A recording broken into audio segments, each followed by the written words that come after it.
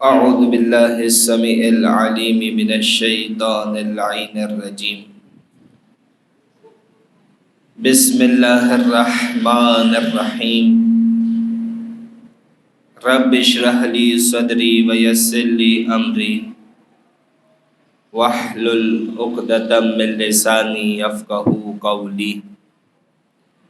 الحمد لله رب العالمين. الحمد لله المعروف من غير رؤيا والخالق بغير منصبه.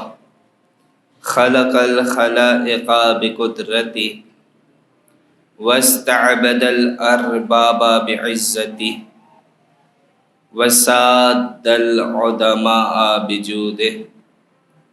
ثم الصلاة والسلام والتحية والإكرام على خير الأنام أبي القاسم محمد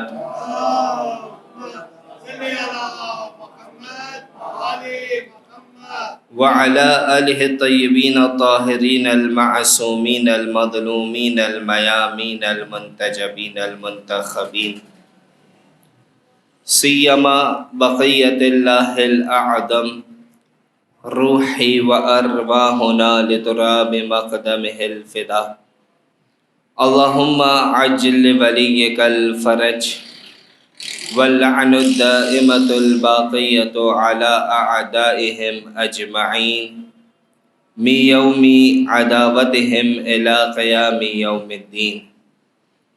أما بعد فقد قال الله تبارك وتعالى في كتابه المبين: بسم الله الرحمن الرحيم. ذلك فضل الله يؤتيه من يشاء والله ذو الفضل العظيم. صلوات.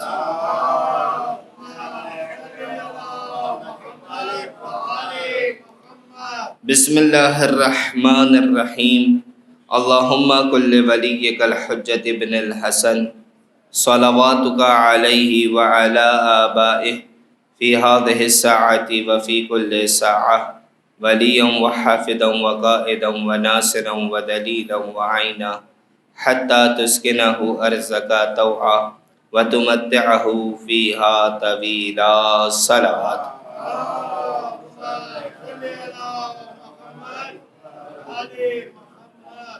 سامعین گرامی، مفاہیم سورہ جمعہ کے حوالے سے کل آپ کے سامنے گفتگو کے سلسلے کا آغاز کیا گیا. اس سے پہلے سورہ نوح کے حوالے سے ہماری گفتگو چل رہی تھی. اس سے پہلے کہ کل کی گفتگو سے آج ہم متصل ہوں، فطرے کے حوالے سے ایک مسئلہ وہ یہ کہ سوال کہ جس طریقے سے انسان دوسری عبادتوں میں نیت کرتا ہے، تو کیا فطرہ نکالتے ہوئے بھی انسان کا نیت کرنا ضروری ہے؟ تو اس کا جواب یہی ہے کہ فطرہ بھی ایک عبادت ہے اور ہر عبادت میں نیت کی ضرورت ہے. یہ الگ بات ہے کہ نیت ہم کہتے کسے ہیں اور حقیقت میں نیت کیا ہے. یعنی یہ وہ سوال ہے نیت کا، چاہے کسی عبادت کی نیت ہو، وضو کی نیت ہو، نماز کی نیت ہو، روزے کی نیت ہو، حج کی نیت ہو، کسی بھی عبادت کی نیت ہو. حقیقت میں دیکھا جائے تو سب سے آسان ترین چیز نیت ہے، لیکن یہی نیت ہے کہ جسے مشکل ترین بنا دیا جاتا ہے. یعنی بیسیوں سوال نیت کے اعتبار سے کہ نیت کیسے کرنی ہے، کیسے الفاظ کو ادا کرنا ہے، عربی میں کرنی ہے، اردو میں کرنی ہے، فلاں فلاں فلاں.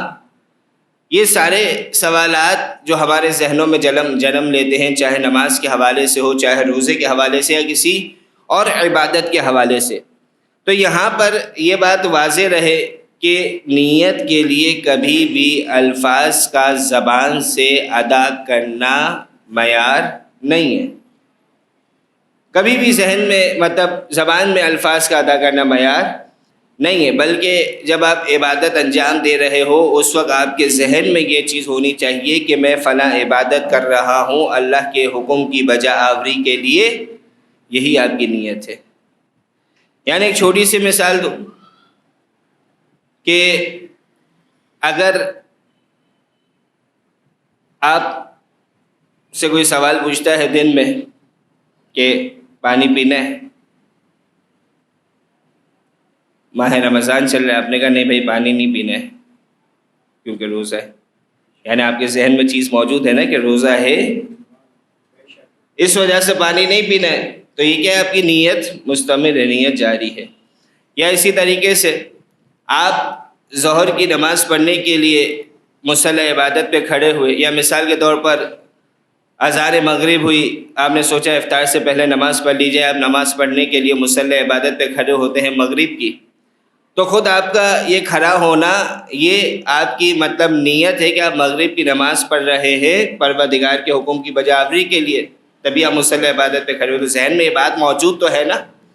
اب زبان سے یہ الفاظ ادا کرنا کہ میں نماز پڑھتا ہوں مغرب کی 3 رکعت قربتاً اللہ، یہ بچوں کو سکھائی جاتی ہے چیز، وہ یہ کہ یہ بات بچوں کے ذہن میں بیٹھ جائے، اس کی وجہ یہ ہوا کرتی ہے، اس کا سبب یہ ہوا کرتا ہے، نہ یہ کہ اس طریقے سے الفاظ کو ادا کرنا ضروری ہے، بلکہ انسان کے ذہن میں ایک چیز ہے کہ ہاں مغرب کی نماز پڑھنے کے لیے پروردگار کے حکم کی بجا آوری کے لیے میں کھڑا ہوا ہوں، نماز کا آغاز کر رہا ہوں، کافی ہے نیت کے لیے، یہی ہماری نیت ہے عبادتوں میں۔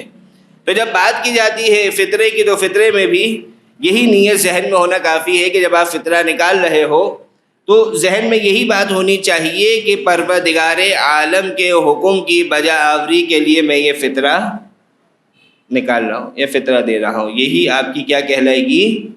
نیت کہلائے گی۔ کوئی آپ کو زبان سے الفاظ ادا کرنا ضروری نہیں ہے۔ ہاں یہاں پر ایک اور مسئلے کا بیان اس اعتبار سے ہو جائے کہ آپ کے لیے یعنی جو فطرہ دے رہا ہے ہمارے لیے تو نیت کرنا ضروری ہے، لیکن کیا اس نیت کے حوالے سے دوسرے کو بتانا ضروری ہے؟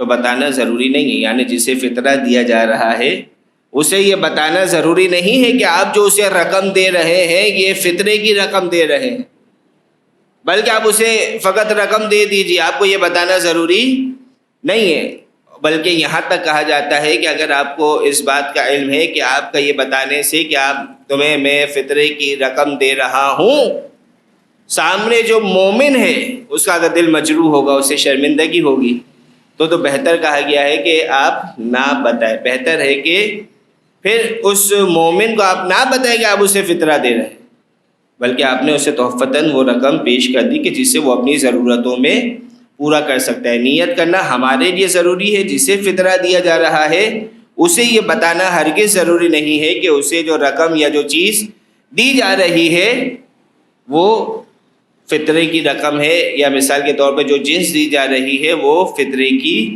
جنس ہے۔ ہاں نیت کے وقت فطرہ نکالتے وقت ایک چیز کا ذہن میں ہونا ضروری ہے کہ جو آپ کو کئی مرتبہ آپ کے سامنے اب تک عرض کیا جا چکا کہ رقم جو آپ نکال رہے ہیں کس چیز کے عوض وہ رقم نکالی جا رہی ہے، یہ بات آپ کے ذہن میں ہونی چاہیے۔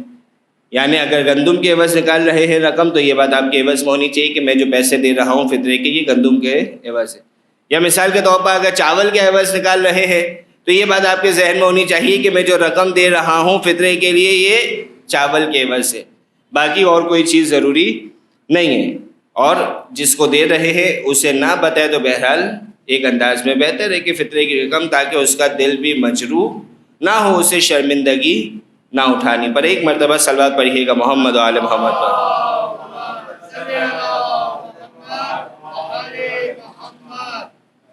عزیزان گرامی، سورہ جمعہ کے حوالے سے ہماری گفتگو چل رہی تھی، اور ابتدائی 4 آیات ہم نے آپ کے سامنے بیان کی کہ جس میں پروردگار عالم اپنی پہچان کروانے کے بعد اپنے حبیب کا تعارف کروا رہا، اپنے حبیب کی ذمہ داریاں بیان کر رہا، اور اپنے حبیب کا اس انداز میں مقام بیان کر رہا کہ ان کی جو رسالت ہے اس کا دائرہ کار فقط اس زمانے کے لیے نہیں تھا، بلکہ قیامت تک جتنے انسان آنے والے ہیں تمام کے تمام کے لیے ان کی رسالت جاری رہنے والی ہے۔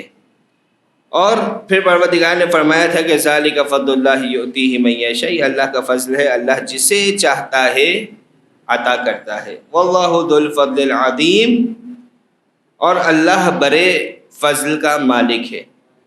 اب یہاں پر پروردگار باقاعدہ اس حوالے سے گفتگو کا آغاز کر رہا کہ جس حوالے سے آپ کے سامنے میں نے پہلے اشارہ کیا تھا کہ کلمہ امی کو جب ڈسکرائب کیا جا رہا تھا کہ امی کیوں کہا گیا، تو یہ یہودی تھے کہ جو حقیقت میں عرب کو بالکل ناخواندہ جاہل سمجھا کرتے تھے، انہیں امی کہہ کر پکارا کرتے تھے، اور ان کا جو عقیدہ تھا کہ ہم پروردگار کی چہیتی قوم ہیں، ہم خدا کی لاڈلی قوم ہے، اور پروردگار نے ہمیں سب کا سردار بنایا ہے، تمام کائنات ہماری غلام ہے، فلاں فلاں فلاں۔ اب ان چیزوں کے حوالے سے گفتگو کا آغاز ہو رہا اور پروردگار ان کے اس بات کو یہاں پر رد کر رہا ہے۔ پروردگار فرماتا ہے کہ مثل الذین حملوا التوراۃ، کہ ان لوگوں کی مثال کہ جن پر توریت کا بوجھ ڈالا گیا، ثم لم يحملوها، اور ان پر بوجھ ڈالا تو گیا توریت کا لیکن انہوں نے اس بوجھ کو اٹھایا نہیں۔ کیسی ہے مثال؟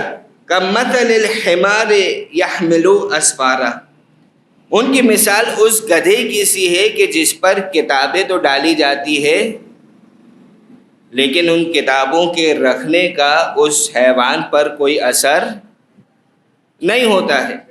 یعنی ایک کتاب کی جو لائبریری میں موجود ہے، انسان جاتا ہے، اس کتاب کا مطالعہ کرتا ہے، اس کتاب سے اپنی معلومات میں اضافہ کرتا ہے، خود علم حاصل کر رہا۔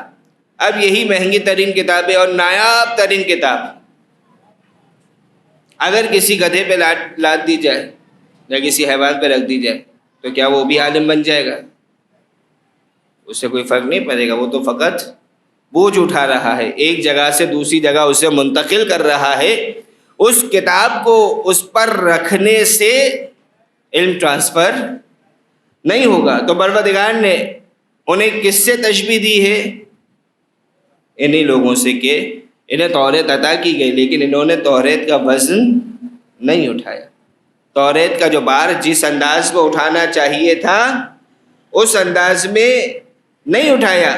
بئس مثل القوم الذین کذبوا بآیات اللہ، ان لوگوں کی مثال کتنی بری ہے کہ جنہوں نے اللہ کی آیات کو جھٹلایا۔ واللہ لا یہدی القوم الظالمین، اللہ کبھی بھی ظالمین کو ہدایت نہیں دیتا ہے۔ عزیزان گرامی، یہاں پر اب یہودیوں کے حوالے سے جو پروردگار اگلی آیت میں کلمہ استعمال کرے گا ہادو، یعنی اے یہودی۔ اب یہاں پر ایک سوال کرنا چاہوں گا کہ کیا یہودی کوئی ایسا مذہب ہے کہ جو پروردگار کی طرف سے آیا ہے؟ کوئی ایسا مذہب ہے یہودیت؟ ہاں، توریت کتاب ہے کہ جو پروردگار کی طرف سے آئی ہے، جناب موسیٰ پر نازل ہوئی، لیکن کیا اٹ سیلف یہودیت کوئی مذہب ہے؟ تو جواب ملے گا نہیں، یہودیت کوئی مذہب نہیں ہے۔ کیوں؟ ان الدین عند اللہ الاسلام، کہ بے شک اللہ کے نزدیک اگر کوئی دین ہے تو وہ کیا ہے؟ اسلام ہے۔ اور خود جناب ابراہیم کا تذکرہ جب ہمیں قرآن مجید میں ملتا ہے تو انہیں بھی کیا کہا گیا ہے؟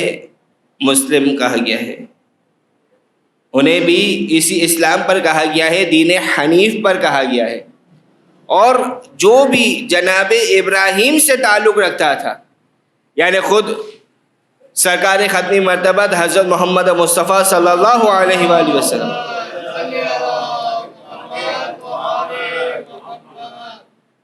تک جتنے ہمیں افراد نظر آتے ہیں کہ جو سیدھے رستے پر تھے، ان کے بارے میں کیا کہا جاتا ہے؟ مثال کے طور پر کہ ہم جناب ابو طالب کے بارے میں، جناب عبد المطلب کے بارے میں، رسول خدا کے جتنے اجداد ہیں ان کے بارے میں کیا کہتے ہیں کہ وہ کس دین پر تھے؟ دین ابراہیمی پر تھے۔ یعنی جو جناب ابراہیم کا دین تھا اس دین پر یہ افراد باقی تھے۔ یعنی خالص ترین دین کون سا دین تھا کہ جو چلا آ رہا تھا؟ وہ جناب ابراہیم کا دین تھا۔ باقی جو دیگر ادیان ہمیں نظر آ رہے وہ حقیقت میں وہی دین تھا کہ جو ابراہیم کا دین تھا، لیکن بعد میں اس میں اپنے اعتبار سے تحریف کر دی گئی۔ یعنی خود اگر اس یہودیت کی مثال لی جائے، جناب موسیٰ پر توریت نازل ہوئی، اس توریت میں تحریف کر دی گئی، اپنے مطلب کے مطالب لائے گئے. یا اس سے پہلے اگر انسان دیکھے تو یہ یہودیت ابھرتی ہوئی کیسے نظر آئی؟ تو جناب یوسف کے بھائی تھے یہودا. جناب یوسف کے بھائی یہودا جو اس کی نسل سے تھا وہ کیا کہلایا؟ یہودی کہلایا.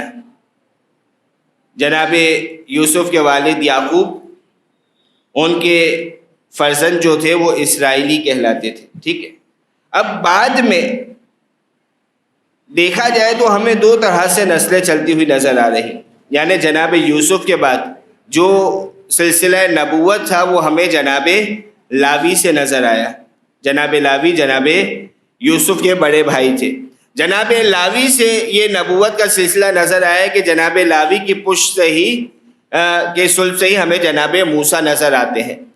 تو جناب لاوی سے نبوت چلی ہے، اور اسی طریقے سے یہودی جو یہودا تھی اس کی نسل سے یہ یہودی قوم چلی.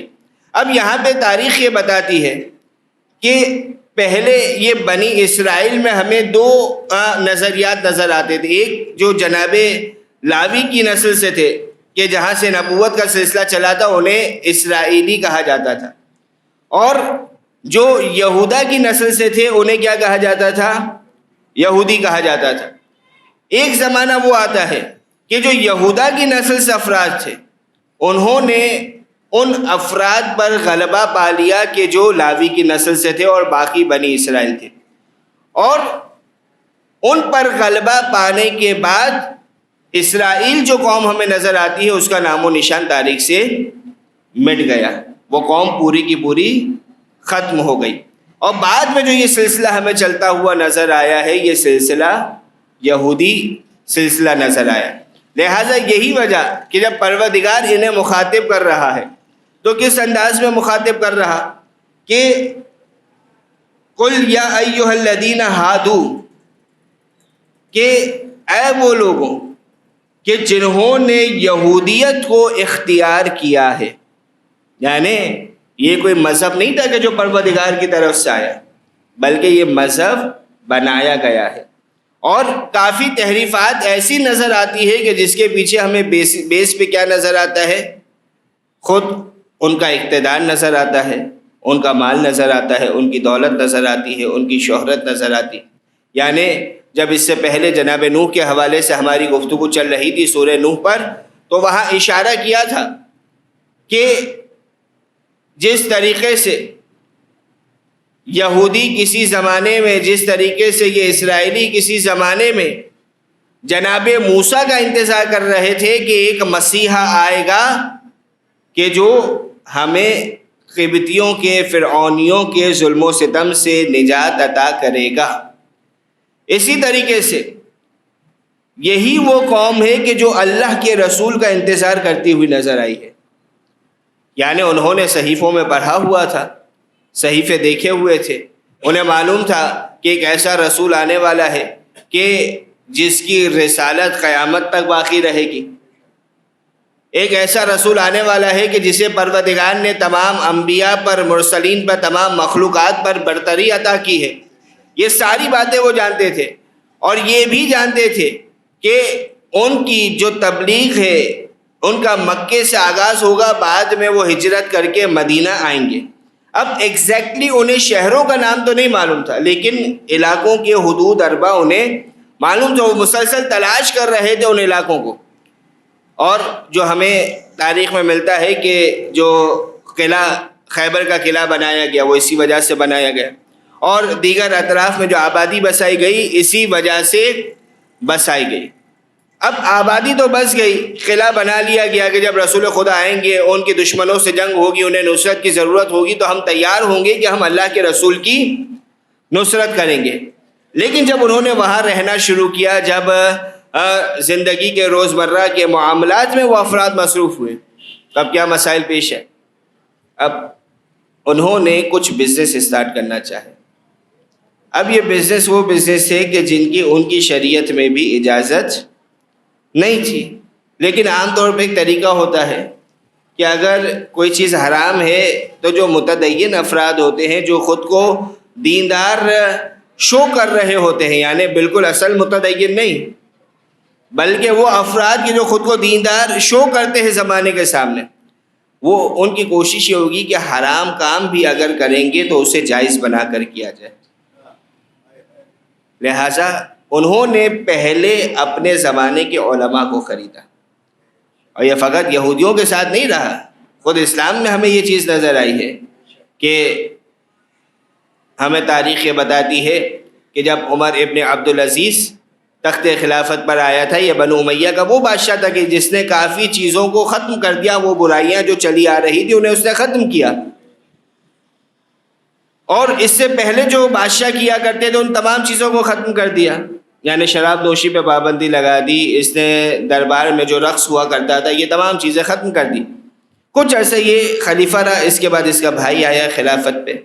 اب ابتدا میں اس نے بھی اپنے بھائی کی طرح حکومت کی، لیکن جو دربار میں علماء تھے، جو درباری ملا تھے، انہوں نے سوچا کہ اس کے بھائی نے تو ہمیں آسائشیں کرنے نہیں دی، اگر یہ بھی اسی طرح حکومت کرتا رہا تو ہمارا کیا ہوگا، ہم کیسے زندگی گزاریں گے۔ لہٰذا تاریخ بتاتی ہے کہ وہی علماء ایک وفد بنا کے عمر ابن عبدالعزیز کے بھائی کے پاس گئے اور اسے جا کے کہا، نعوذ باللہ، اللہ کے رسول سے ایک جعلی روایت گڑھی کہ نعوذ باللہ ثم نعوذ باللہ کہ رسول خدا نے فرمایا ہے کہ جو بادشاہ وقت ہے اس سے کوئی حساب کتاب نہیں ہے، وہ جس طریقے سے زندگی گزارنا چاہے گزار سکتا ہے، جو آسائشیں وہ جن سے لطف اٹھانا چاہے اٹھا سکتا ہے۔ لہٰذا دوبارہ سے دربار میں شراب لائی گئی، دوبارہ سے دربار میں رقص کی محافل، اور جتنے غلط کام بند ہو چکے تھے وہ دوبارہ سے شروع ہو گئے۔ کن کی وجہ سے؟ ان بکے ہوئے علماء کی وجہ سے۔ تو وہاں بھی یہ ہوا کہ یہودیوں نے کہا کہ پہلے اس کام کو جائز کرنا چاہیے، لہٰذا کیا کیا گیا؟ جو علماء تھے اس زمانے کے یہودی علماء کہ جن کے تحت یہ چل رہے تھے انہیں خریدا گیا، آسان لفظوں میں ان سے فتوے لیے گئے، شراب نوشی کے کاروبار کی حلیت کے اعتبار سے کہ شراب نوشی کا کاروبار کرنا حلال ہے۔ اسی طریقے سے ان سے فتوے لیے گئے بینکنگ کے حوالے سے کہ سود پہ قرضہ دینا حلال ہے۔ اسی طریقے سے ان سے فتوے لیے گئے کہ ان چیزوں کا بزنس کرنا کہ جسے حرام قرار دیا ہے، اب زیادہ وضاحت نہیں ہو سکتی، کہ جہاں انسان اپنی خواہشات پوری کر سکے اس بزنس کو جائز کیا گیا۔ اب 3 یہ مین بزنسز تھے کہ جو انہوں نے شروع کیے، اور عرب عیاش قوم تھی، انہیں جب یہ تینوں چیزیں سامنے مل گئی تو انہیں محنت ہی نہیں کرنا پڑی۔ نتیجہ یہ نکلا کہ جو چھوٹا موٹا کاروبار تھا عرب کا، جو تجارت تھی، جو پیسہ آتا تھا، وہ شراب میں اور دوسرے کاموں میں وہ یہودیوں کے اس میں خرچ کر دیتے تھے، آسائشوں میں عیاشوں میں اپنی خرچ کر دیتے۔ اب جب پیسہ ختم ہو گیا، آدھا سال گزرا، اب کیا کریں؟ تو یہی یہودی تھے، کہا کیا ٹینشن ہے، آ جاؤ قرضہ لے لو ہم سے، بعد میں ادا کرتے رہنا۔ نتیجہ کیا نکلا؟ کچھ عرصے میں فائنینشیل اعتبار سے یہودی ان پر غالب آ گیا۔ آج کے زمانے میں بھی یہی ہو رہا۔ اللہم صلی علی محمد وعلی محمد۔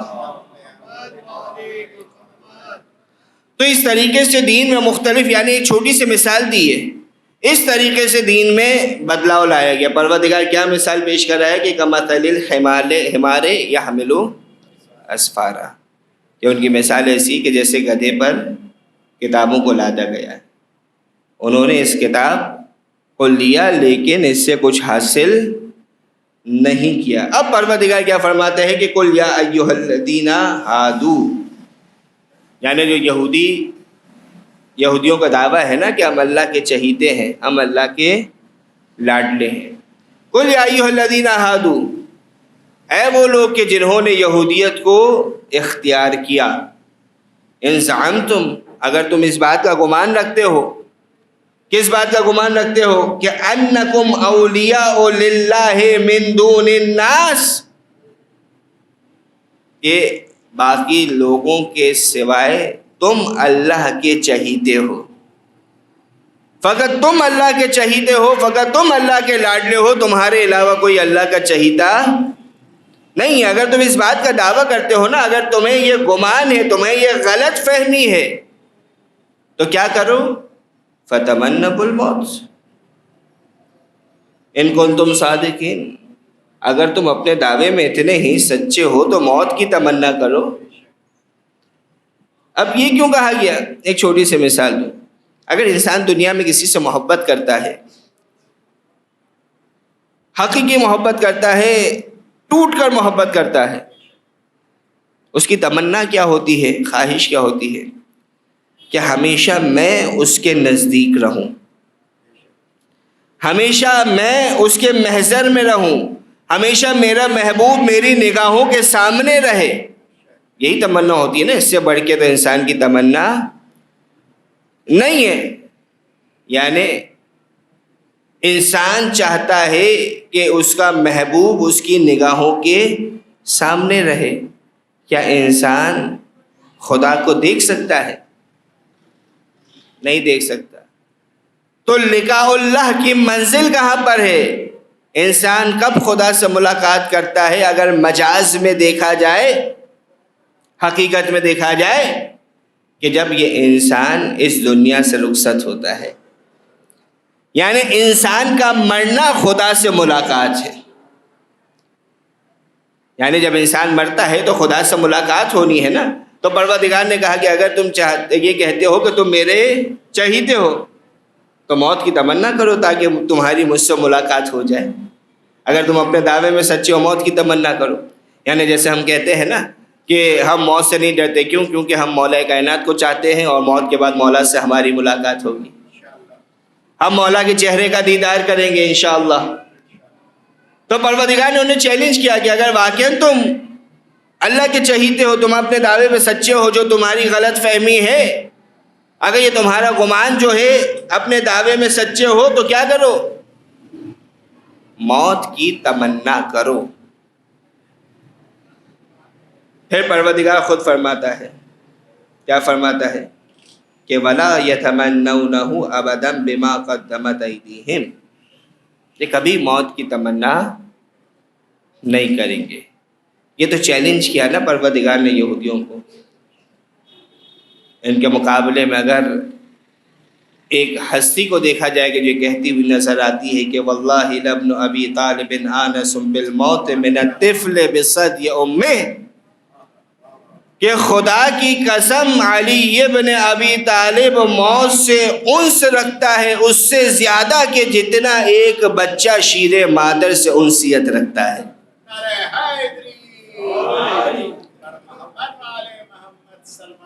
اللہم صل علی محمد وعلی محمد۔ یعنی علی ابن ابی طالب کو موت سے اس سے زیادہ محبت ہے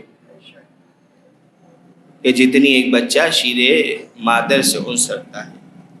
وَلَا يَتَمَنَّهُ أَبَدًا، پروردگار کیا کہہ رہا کہ وہ ہرگز موت کی تمنا نہیں کریں گے۔ کیوں نہیں کریں گے؟ آیت کو مکمل کرنے سے پہلے مثال آپ کے سامنے پیش کرتا ہے کہ اگر ایک بچہ غلطی کرتا ہے، کوتاہی کرتا ہے، اور اسے خبر مل جائے کہ میری اس کوتاہی کا، میری اس نافرمانی کا میرے والدین کو پتہ چل گیا ہے، اور بڑی نافرمانی اس نے کی ہو، والدین کو پتہ چل گیا، تو کیا ہوگا؟ کیا وہ بچہ اپنے والدین کے سامنے اس حالت میں جانا چاہے گا؟ جانا چاہے گا؟ نہیں جانا چاہے گا؟ نہیں جانا چاہے گا، کیونکہ معلوم ہے کہ کوتاہی مجھ سے ہوئی ہے، غلطی مجھ سے ہوئی ہے، خطا مجھ سے ہوئی ہے۔ تو پروردگار یہ فرما رہا کہ وَلَا يَتَمَنَّوْنَهُ أَبَدًا، کیوں؟ بِمَا قَدَّمَتْ أَيْدِيهِمْ، کہ وہ موت کی تمنا ہرگز نہیں کریں گے. کیوں؟ کیونکہ جو اعمال انہوں نے آگے بھیجے ہیں وہ اپنے اعمال کو جانتے ہیں. یعنی جو خدا کے حضور انہوں نے بھجوایا ہے، جو اعمال بھیجے ہیں، انہیں معلوم ہے کہ موت ان کے لیے لقاء اللہ کی منزل نہیں ہے، بلکہ پروردگار کا غضب ان پہ نازل ہونے والا ہے. انہوں نے اعمال آگے ایسے بھجوائے ہیں، اعمال اس طریقے سے انہوں نے اپنے آگے بھیجے ہیں. اور یہی بات اگر اس انداز میں ہم سوچیں، فقط پروردگار خطاب یہودیوں سے کر رہا ہے، لیکن تمام مسلمانوں سے، تمام انسانوں سے خطاب ہے کہ ہم جو اس دنیا میں عمل کر رہے ہیں، یعنی ہم جیسا آپ کے سامنے عرض کیا کہ موت علی سے ملاقات کا نام ہے، مولا کائنات سے ملاقات ہونی ہے. لیکن ایک سوال ہمیں اپنے آپ سے کرنا چاہیے کہ کیا ہم نے ایسے اعمال آگے بھیجے ہیں کہ ہم مولا سے ملاقات کرنے کے قابل ہوں؟ مولا کے سامنے ہم کھڑے ہو سکیں کہ ایسے اعمال ہم نے بھیجے ہیں؟ یا اس قدر کوتاہیاں ہوئی، اس قدر خطائیں ہوئی، اس قدر غلطیاں ہوئی کہ ہم علی کے سامنے کھڑے ہونے کے قابل بھی نہیں ہیں؟ یہ سوال ہم میں سے ہر ایک کو کرنا ہے. تو پروردگار کیا فرما رہا ہے کہ وَلَا يَتَمَنَّوْنَهُ أَبَدًا، کہ وہ ہرگز اس بات کی تمنا نہیں کریں گے. کیوں؟ بِمَا قَدَّمَتْ أَيْدِيهِمْ، کہ جو اعمال انہوں نے اپنے ہاتھوں سے آگے بھیجے ہیں. وَاللَّهُ عَلِيمٌ بِالظَّالِمِينَ، اور اللہ ظالمین کو جاننے والا ہے، بہت خوب جانتا ہے پروردگار ظالمین کو. قل، اے حبیب کہہ دیجئے، ان الموت الذی تفرون منہ، کہ وہ موت کہ جس سے تم بھاگ رہے ہو، جس سے تم فرار اختیار کر رہے ہو، فَإِنَّهُ مُلَاقِيكُمْ، تم اس سے بھاگ رہے ہو نا، وہ تمہیں آ گھیرے گی، تمہیں یقیناً اس کا سامنا کرنا پڑے گا. ثُمَّ تُرَدُّونَ إِلَىٰ عَالِمِ الْغَيْبِ وَالشَّهَادَةِ، اور پھر تم غیب اور شہود کے جاننے والے کے سامنے پیش کیے جاؤ گے. یعنی تم اس کے سامنے پیش کیے جاؤ گے کہ جو باطن کو بھی جانتا ہے، ظاہر کو بھی جانتا ہے، جو غائب کو بھی جانتا ہے، جو حاضر کو بھی جانتا ہے، جو تمہارے ان اعمال سے بھی واقف ہے کہ جو تم لوگوں کے سامنے کرتے ہو، ان اعمال سے بھی واقف ہے کہ جو لوگوں کے سے چھپا کے کرتے ہو، ان چیزوں سے بھی واقف ہے کہ جن کی نیت تم اپنے دل میں کر بیٹھے ہو. یعنی انسان بندوں سے چھپا سکتا ہے نا، خدا سے تو نہیں چھپا سکتا. فَيُنَبِّئُكُم بِمَا كُنتُمْ تَعْمَلُونَ، اور وہ تمہیں سب کچھ بتا دے گا کہ جو تم کرتے آئے ہو. اور واقعاً دیکھا جائے روز حشر وہ وقت ہوگا کہ جب انسان کے اعمال خود گواہی دیتے ہوئے نظر آئیں گے. ورنہ دنیا میں دیکھا جائے تو پروردگار عالم کی ذات کون ہے؟ پروردگار عالم انسان کے ستار العیوب ہے، انسان کے عیبوں کو چھپانے والا ہے. یعنی بندے کے عیب، میرے عیب آپ سے چھپے ہوئے ہیں، خداوند عالم سے تو نہیں چھپے ہوئے. وہ میرے عیوب کو جانتا ہے، وہ میری غلطیوں کو جانتا ہے، وہ میری کوتاہیوں کو جانتا ہے. لیکن یہ پروردگار عالم کا کرم ہے کہ اس نے میرے عیوب کو لوگوں کی نگاہوں سے چھپا رکھا ہے. ورنہ اگر یہ خدا کا کرم ہم پر نہ ہوتا تو ہم کسی کے سامنے اپنی نگاہوں کو بلند کرنے کے قابل نہ رہتے، کسی کے سامنے پیش ہونے کے قابل نہ رہتے. یعنی مثال سمپل سی بات ہے نا، سوشل میڈیا کا زمانہ ہے. اگر آج کے زمانے میں کسی کی کوئی وائس یا ویڈیو وائرل ہو جائے، کیا کسی کے سے نظر ملانے کے قابل رہتا ہے؟ نہیں رہتا، وہ نہیں رہتا. اگر پروردگار عالم ہمارے عیوب کو بندوں پر آشکار کر دیتا تو ہمارا کیا حال ہوتا ہے؟ ایسا ہی حال ہوتا. یہی وجہ کہ انسان کو بھی اسی بات کا حکم دیا گیا کہ جب پروردگار بندے کے عیوب چھپا کے رکھ رہا تو تم بندے کے عیوب کو کیوں ظاہر کرتے ہو؟ لہذا چغلی، غیبت، ان چیزوں سے منع فرمایا گیا کہ جب خدا بند عالم فلاں بندے کے عیوب کو ظاہر نہیں کرنا چاہ رہا تو تم کون ہوتے ہو کہ کسی بندے کے عیبوں کو ظاہر کر دو؟ اور فقط دوسرے کے نہیں، خود اپنے عیبوں کو ظاہر کرنے سے منع فرمایا ہے۔ یعنی اگر مثال کے طور پر میں نے نماز نہیں پڑھی، میں نے روزہ نہیں رکھا، میں نے کوئی گناہ کیا، تو یہ میرا اور میرے خدا کا معاملہ ہے۔ اگر اللہ چاہے تو میرے اس عیب کو بندوں کے سامنے ظاہر کر دے، لیکن خدا بند عالم نے میرے عیوب کو چھپا رکھا ہے۔ یہی وجہ کہ ہمیں یہاں مسئلہ یہ نظر آتا کہ اگر کوئی شخص کسی واجب کو انجام نہیں دیتا، یا مثال کے طور پر اگر کوئی شخص کسی گناہ کو انجام دیتا ہے تو واجب کو انجام نہ دینا اس کا گناہ ہے، گناہ کو انجام دینا اس کا گناہ ہے۔ لیکن اگر کوئی شخص اسی کام کو برملا کرے، لوگوں کے سامنے کرے، یعنی بہت سے افراد ہوتے ہیں نا کہ جو کہتے ہیں اس انداز میں، یعنی معاشرتی اعتبار سے بڑے بریو نظر آتے ہیں، بہت بہادر نظر آتے ہیں، بھائی روزہ نہیں رکھتا تو نہیں رکھتا، اس میں چھپانے کی کیا بات ہے؟ کیوں بھلا چھپانا کہ میں روزہ نہیں رکھتا، کیوں چھپاؤں میں؟ یا مثال کے طور پہ میں نماز نہیں پڑھتا تو نہیں پڑھتا، اس میں چھپانے کی کیا بات ہے، کیوں میں لوگوں سے چھپاتا پھروں؟ یعنی اپنی برائیوں کا اس انداز میں اظہار کرتے ہیں، تو اس سے کیا نتیجہ نکلتا ہے؟ کیا یہ اچھا عمل ہے؟ جواب ملے گا نہیں، کیوں؟ پروردگار عالم ستار العیوب ہے۔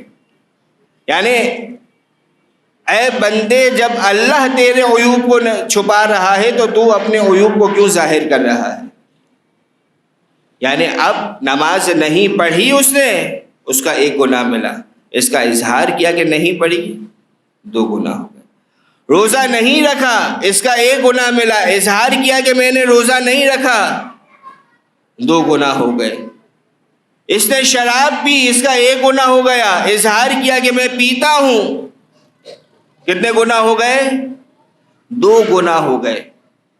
یہی وجہ کہ اگر بچوں کے اعتبار سے بھی ہم بات کریں، وہ بچے جو بالغ ہو گئے، عام طور پر ہم بچوں کی ایک لسٹ بنا دیتے ہیں نماز کی، یعنی اکثر مدارس میں اس بات کا خیال رکھا جاتا ہے کہ وہ لسٹ ان بچوں کو دی جاتی جو بالغ نہیں ہوتے، لیکن کبھی کبھار شاید کسی غلط فہمی کی بنا پر یا کم علمی کی بنا پر، یعنی وہ تو اچھا سوچ رہے، بچوں کو ایک شیڈول دے دیا کہ اب اپنا نماز شیڈول قائم کرو، فجر، ظہر، عصر، مغرب، عشاء، بالغ بچہ ہے، بالغ بچی ہے، اس کے سامنے وہ لسٹ آ گئی کہ اسے یہ نمازیں پڑھنی ہے۔ اب جہاں جہاں اس نے نماز پڑھ کے ٹک لگا دیا وہاں تک تو بات صحیح ہے۔ اب بالفرض اس نے کوئی نماز نہیں پڑھی تو اس کے پاس 2 صورتیں ہیں کہ یا تو وہ ٹک لگا دے گا تو اس نے ایک گناہ کر لیا، اسے اس ٹک لگانے کی وجہ سے کیا بولنا پڑا؟ جھوٹ بولنا پڑا۔ اگر وہ ٹک نہیں لگاتا ہے، یعنی اس کے نمبر کم ہو رہے، لیکن مسئلہ کیا ہو رہا کہ بولا تو اس نے سچ ہے، لیکن آپ نے اس سے ایک اور گناہ کا اظہار کروا دیا تو اس کا ایک اور گناہ بڑھ جائے گا۔ لہٰذا ان چیزوں کا خیال رکھنے کی بہت ضرورت۔ پروردگار ستار العیوب ہے، بچوں کو ترغیب دلانی چاہیے نماز کی، بچوں کو عبادت کی ترغیب دلانی چاہیے، بچوں کو گناہوں سے دور رہنے کی ترغیب دلانی چاہیے، لیکن ہر چیز کا ایسا طریقہ ہونا چاہیے کہ انسان شریعت کے حدود کو کراس نہ کرے۔ صلوات پڑھیے گا محمد و آل محمد پر۔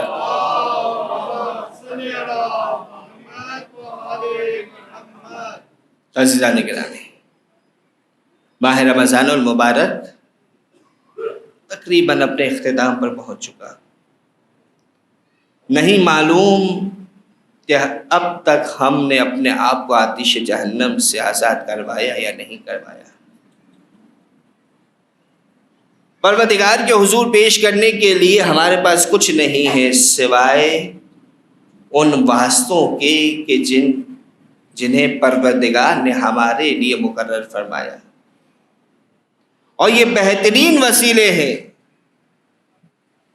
سوائے آنکھ سے بہتے ہوئے آنسوؤں کے کہ جو غم اہل بیت میں بہائے جاتے ہیں۔ عزادارو، آج ایک باب الحوائج کا واسطہ پیش کرتے ہیں۔ کون باب الحوائج؟ کہ جو میدان میں گیا ہے اپنے قدموں پہ چل کے نہیں گیا، لیکن اس کے میدان میں جانے سے فوج یزیدی کو شکست کا سامنا کرنا پڑا۔ کون ہے یہ؟ حسین کا ششمہا ہے۔ عزادارو، بس دو جملے آپ کے سامنے پیش کروں گا۔ روایت میں ملتا ہے کہ جب خیموں سے رونے کی صدائیں بلند ہوئی نا، حسین آئے، دیکھا اصغر نے خود کو جھولے سے گرا دیا ہے۔ حسین نے اصغر کو اپنے ہاتھوں پہ اٹھایا، ابا کے دامن میں رکھا۔ حسین خیمے سے باہر نکلنا چاہتے ہیں۔ سکینہ نے پوچھا ہوگا کہ بابا اصغر کو کہاں لے جا رہے؟ کہا ہوگا کہ بیٹی سکینہ شاید کہ پانی کی سبیل ہو جائے۔ ابا کے دامن میں حسین اصغر کو لیے میدان میں آتے ہیں۔ روایت کے جملے ہیں کہ فوج اعداء نے دیکھا کہ حسین اصغر کو لائے ہیں، فوج اعداء نے دیکھا کہ حسین ابا کے دامن میں کچھ لائے ہیں۔ محسوس ہوا کہ حسین شاید قرآن لے کر آئے ہیں، صلح کرنا چاہتے ہیں۔ لیکن عزادارو، جب حسین نے ابا کے دامن سے ششماہے کو باہر نکالا تو فوج اعداء نے کیا دیکھا کہ حسین قرآن میدان میں نہیں لائے ہیں۔ عزادارو، روایت میں ملتا ہے کہ عمر سعد کا حکم ہوتا ہے کہ یا حرملائک کلام الحسین۔ عزادارو، مکمل مصائب نہیں پڑھ رہا کہ کیا ہوا، ہاں اتنا ضرور بیان کروں گا کہ جب حسین میدان میں آئے تھے، اصغر ربا کے دامن میں تھے، پلٹ کے جا رہے ہیں تو پلٹ کے جانا حسین کا ایسا ہے، 7 مرتبہ آگے بڑھتے ہیں، 7 مرتبہ پیچھے آتے ہیں، آسمان کی طرف دیکھ کر حسین کہتے جاتے ہیں رضن بقضائہ و تسلیما لامرہ، انا للہ و انا الیہ راجعون۔ عزادارو، ابا کے دامن میں حسین نے اصغر کو رکھا، خیمے میں داخل ہوئے۔ سکینہ نے پوچھا ہوگا بابا علی اصغر کو سیراب کر رہا ہے۔ حسین نے ابا کا دامن ہٹایا۔ اب جو رباب نے اصغر کی حالت دیکھی، فقط ایک جملہ کہا کہ یا بنیا مثلک ینہر، اے میرے بیٹے کیا تجھ جیسے کو بھی نہر کیا۔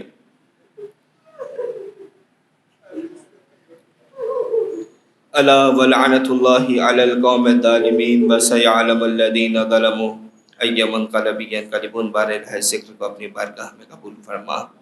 بارہ محمد و آل محمد کا واسطہ، شہزادہ علی اصغر کا واسطہ، ہمارے گناہان کبیرہ و صغیرہ کو معاف فرما، ہماری عبادتوں کو، ہماری طاعتوں کو اپنی بارگاہ میں قبول فرما۔ بارہ جن مرحومین کے لیے اس سال ثواب کا اہتمام کیا گیا اور تمام مومنین و مومنات کے مرحومین کی مغفرت فرما، انہیں اعلیٰ علیین میں جگہ عنایت فرما۔ بارہ باب الحوائج کا واسطہ دیتے ہیں جو مومنین و مومنات پریشان حال یا مصیبت میں گرفتار ہے، تمام کی پریشانیوں کو، مصیبتوں کو دور فرما دے، تمام کے فقر و فاقہ کو خوشحالی میں تبدیل فرما دے۔ بارہ باب الحوائج کا واسطہ دے رہے جو مومنین و مومنات بیمار ہیں، انہیں شفاء کاملہ و عاجلہ عنایت فرما۔ بارہ اپنی آخری حجت کے ظہور میں تعجیل فرما، قلب مطہر امام زمان کو ہم سے راضی و خوشنود فرما۔ ان اللہ و ملائکتہ یصلون علی النبی یا ایھا الذین آمنوا صلوا علیہ وسلموا تسلیما۔ صلی علی محمد و آل محمد عجل فرجهم۔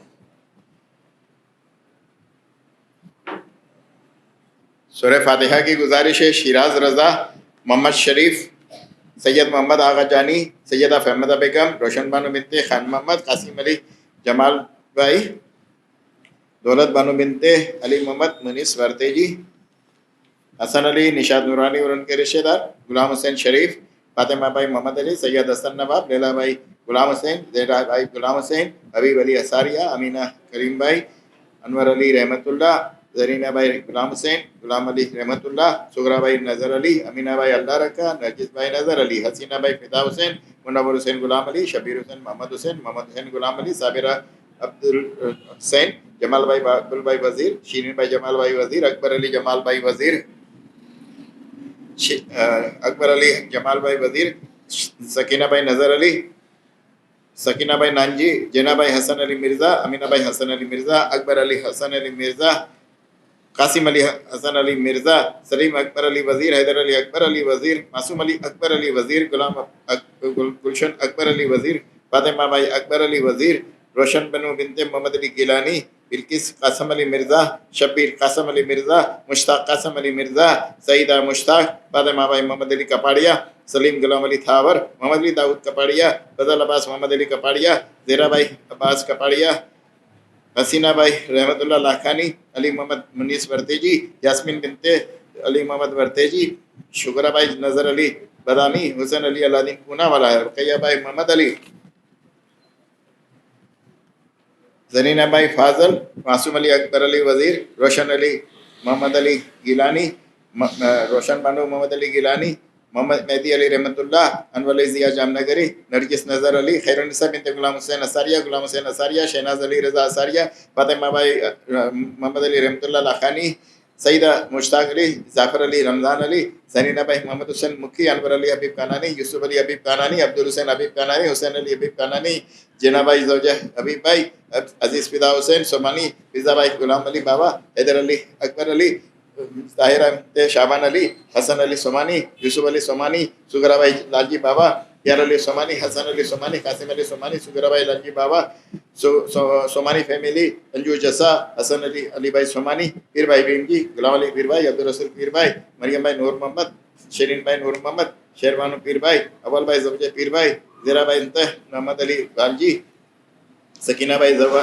جوزہ پیر بھائی، شاکر حسین غلام علی، خیر النساء بنت فدا حسین، محمد حسین غلام علی، محمد علی رحمت اللہ پیر بھائی، سجاد حسین محمد علی رحمت اللہ، نور محمد راجپن، رمضان علی نور محمد، شابان علی نور محمد، علی رضا ہاشم بھائی، منیر بنت پیار علی، سراج علی عبدالرسول، دولت بھائی ناصر علی، رضا حسین غلام علی کانانی، اصغر علی کانجی، منصورہ عبدالرسول، بچو علی ملجی مامدانی، زینب بنت سلیمان، شیربانو رحمت اللہ، سلیمان راجپر، خدیجہ بھائی بنت آدم، فاطمہ بھائی بنت آدم، ملجی پریم جی، فدا حسین کھوجا، نور بانو زوجہ فدا حسین کھوجا، حاجی پیر بھائی کانجی، فاطمہ بھائی جراج، نسیم صادق علی، شگر کبرا بھائی زوجہ صادق کھوجا، محمد علی کانجی، کلثوم بھائی علی بھائی پنجا، شبیر حسین کھوجا، مرضیہ بنت نظر علی، بہادر علی سومانی، یوسف علی کھوجا، سکون بھائی بنت یوسف علی، افضل لدانی، یاسمین بنت یوسف علی، نور النساء بنت جیون، خادم حسین کھوجا، علی اصغر کھوجا،